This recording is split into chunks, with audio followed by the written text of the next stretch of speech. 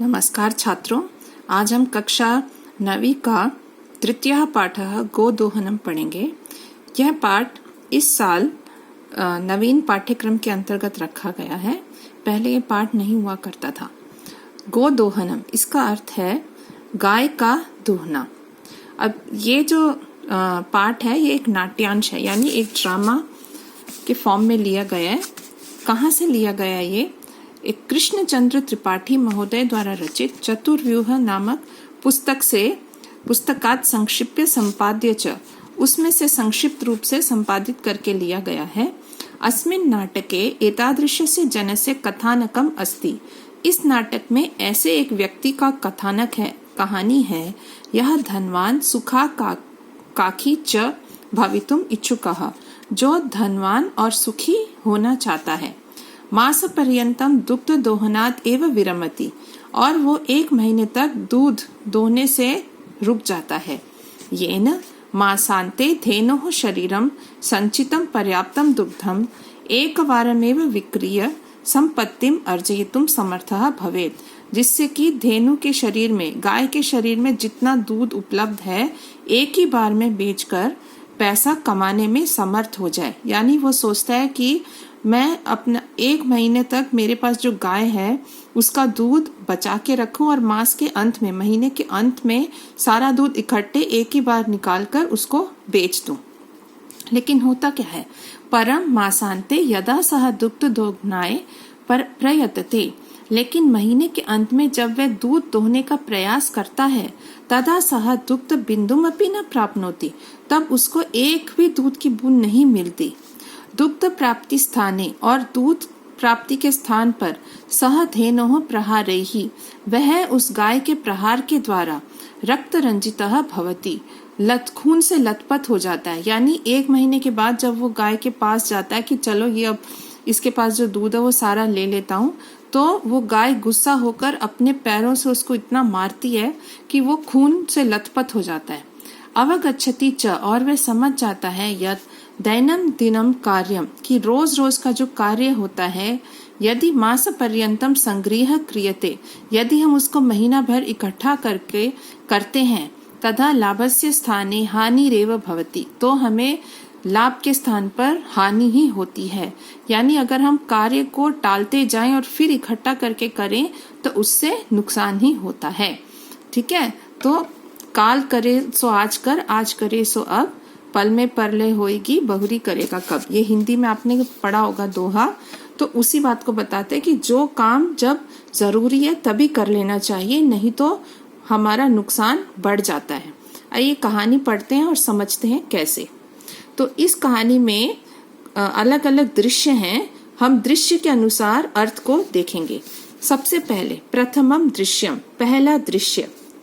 मल्लिका मोदकानि रचयन्ती मंदस्वरेण शिवस्तुतिम करोति।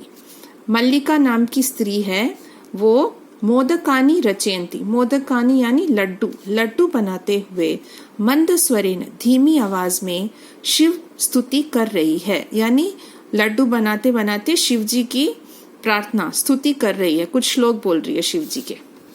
तब ततः प्रविशति मोदक गंधम अनुभवन, तब मोदक लड्डू की सुगंध को महसूस करता हुआ, अनुभव करता हुआ, प्रसन्न मना चंदनः प्रविशति, प्रसन्न मन वाला चंदन प्रवेश करता है।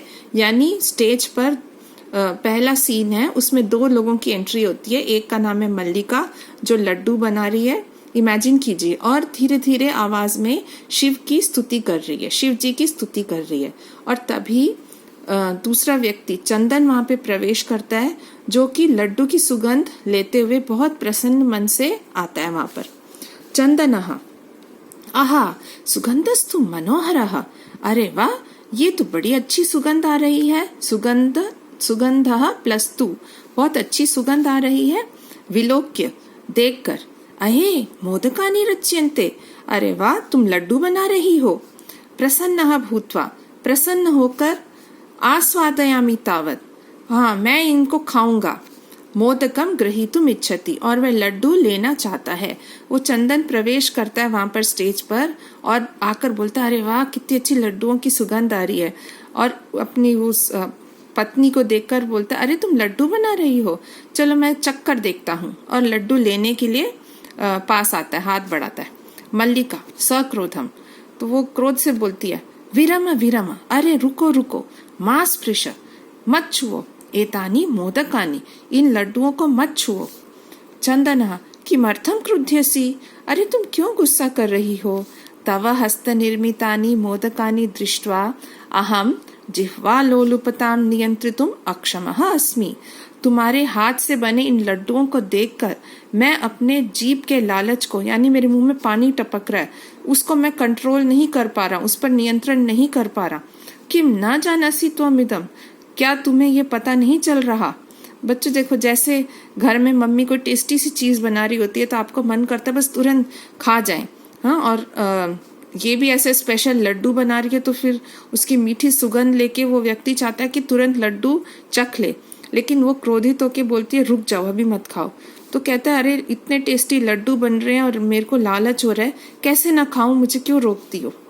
मल्लिका सम्यक जानामि नाथ परम एतानी मोदकानी पूजा निमित्तानि संति, अरे नाथ, हे स्वामी, मैं अच्छी तरह जानती हूँ, लेकिन ये जो लड्डू हैं ये पूजा के लिए बने हैं। देखो बच्चों, आपको पता है जब घर में प्रसाद बनता है, हलवा बन रहा है, पूरी बन रहा है, कोई खीर बन रही है, जब हमें भगवान का भोग लगाना होता है तो हमारी माँ दादी हमें चखने नहीं देती जब तक कि पूजा में उसे हम एक बार ईश्वर को भोग ना लगा दें। तो उसी तरह वो पत्नी, उसकी पत्नी मल्लिका कहती है मुझे पता है कि तुम्हें लड्डू अच्छे लगते हैं, पर ये पूजा के लिए बने ये लड्डू, इसलिए इनको अभी हाथ नहीं लगाना। चंदनः तर्हि शीघ्रमेव पूजनम संपादय प्रसादम च देहि, अच्छा तो जल्दी से पूजा समाप्त करो और मुझे प्रसाद दो। ये बिल्कुल बेटा आप लोगों के घर में होने वाली कभी सिचुएशन होगी, घर में कुछ बना है पूजा का सामान, मिठाई, खीर, हलवा, और आप चाहते हैं आप जल्दी से खाएं, लेकिन जब तक पूजा करके समाप्त नहीं होती, भोग नहीं लगता, आपको नहीं दिए जाते प्रसाद। तो वैसे ही वो चंदन कह रहे ठीक है जल्दी से पूजा करो और मुझे प्रसाद दे दो। मल्लिका भो अत्र पूजनम न भविष्यति, अरे यह पूजा यहाँ नहीं होगी। अहम स्वसखिभिः सह श्वः प्रातः काशी विश्वनाथ मंदिरम प्रति गमिष्यामि, मैं अपनी सहेलियों के साथ श्वः प्रातः, कल सुबह, काशी विश्वनाथ मंदिर, काशी के विश्वनाथ मंदिर को जाऊंगी।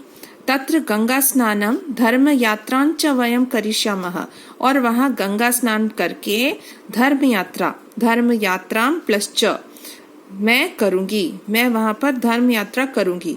सो I will go to Kashi Vishwanath mandir, यहाँ पे द्वितीय विभक्ति आई है प्रति के साथ, काशी विश्वनाथ मंदिरम प्रति, और गमिष्यामी जाऊंगी मैं, श्वः के साथ गमिष्यामी, और वहां गंगा में स्नान करूंगी और अपनी तीर्थ यात्रा करूंगी, उसके लिए मैं ये लड्डू बना रही हूँ। ठीक है, ये बोलती है। चंदनः सखिभिः सह न मया सह विषादम नाटयति, अरे सखियों के साथ जाओगी, मेरे साथ नहीं जाओगी, और ऐसे दुखी होने का नाटक करता है।